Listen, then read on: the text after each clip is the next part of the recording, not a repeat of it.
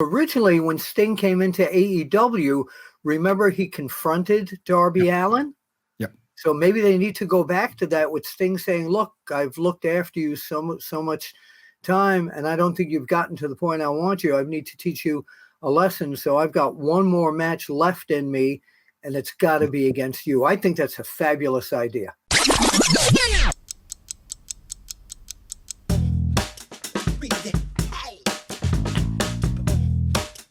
Hello, everybody, and welcome to another edition of the Wrestling Time Machine. I'm your host, Mac Davis, along with my WWE Hall of Famer, Mr. Teddy Long. Hey, Teddy. Hey, what's going on, Mac? How you doing, man? I'm doing good. And, of course, with us also is pro wrestling journalist, Mr. Bill Apter. Hey, Bill. I'm so glad to be. And Mac, I've asked you and Teddy this, but I still can't get the answer. Is wrestling fixed? I didn't know it was broken. I still get the same answer. You never know.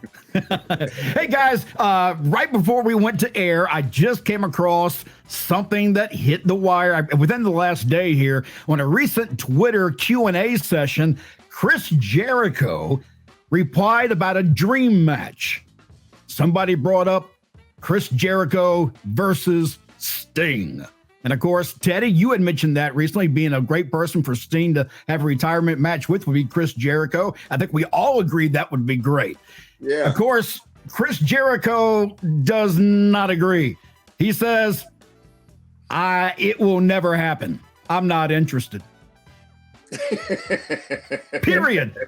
That's it. Well, one thing about Chris, I mean, he don't, beat around. I mean, he tells it just like it is. And if he says he's not interested, then he's not interested. Because I just think that, that there's a little bit of money there. And I think that would be something that the fans would like to see. But maybe Chris knows something that we don't know.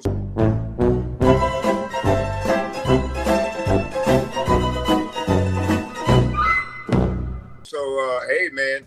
It is what it is.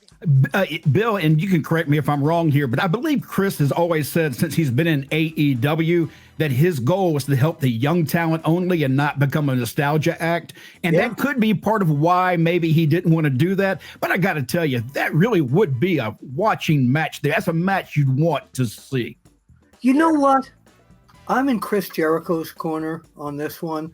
I don't know if I want to see that match. And it's not that Sting can't perform, but I don't think Chris Jericho would be the right person. We all talked for years about The Undertaker versus Sting, something we all wanted to see. But I'm trying to think now in AEW who the opponent actually would be for Sting's retirement match.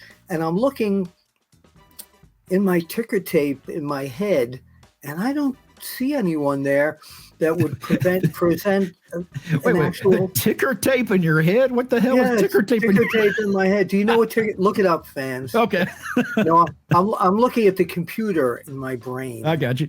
Actually, and ticker tape, by the way, is an old thing that the old newspapers used to use, and I'm an old newspaper magazine guy. Yeah. But I don't. I'm going down the list of people in my head. That would be an excellent match for Sting to finish off with. And I don't really see that guy. Do you, Teddy?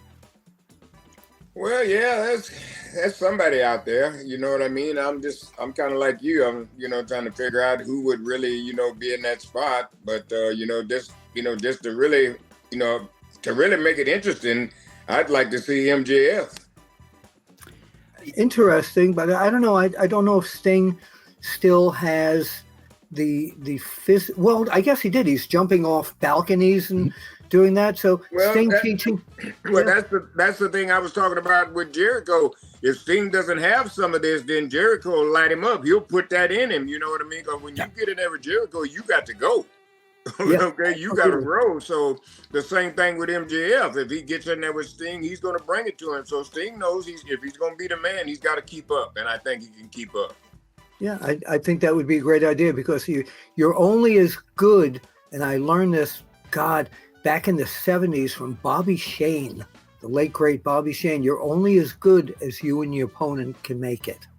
Yeah, brother, I used to watch back in the day. I was refereeing, and when I first breaking in, and I watched Steve, Dr. Dev William, God rest his soul, and Road Warrior Hawk, rest his soul, in singles, and I ripped. Brother, those guys beat the hell out of each other. I mean, they worked, you know what I mean, and had the greatest matches of all time. So, because one, they knew, you know, hey, I got to go here. I can't slack here tonight. I'm in here with a guy that if I start slacking, he's going to whoop my ass. So that's the mentality now that you really need in the wrestling business, you know what I mean? And I think guys like MJF and Chris Jericho, they got that type of attitude. Well, you also have, you know, a methodical in-ring wrestler like Bryan Danielson there, who basically, you know, would do the trade hold to hold with Sting, and then yeah, it's got to be somebody with name caliber like that, I believe, if it's going to be Sting's last match. And MJF would be one of those names too, because of course that's the champion. So why wouldn't you want to wrestle the champion? But if it has to be somebody outside the young talent of AEW, I really don't know. The only thing I can see is maybe Darby turning on Sting and having a match against Sting. But I think they've tried to build Darby as a huge babyface so far. Yeah, but that's a great idea. That's a great idea, because originally when Sting came into AEW, remember he confronted Darby Allin? Yep. So maybe they need to go back to that with Sting saying, look, I've looked after you so much time, and I don't think you've gotten to the point I want you. I need to teach you a lesson. So I've got one more match left in me, and it's got to be against you. I think that's a fabulous idea. All right. Let me tell you about something that would hurt my pocket. I don't know about either one of you two, but by the way, the loser loses his makeup. Ooh. Can we move on? Ooh. Teddy doesn't like that idea.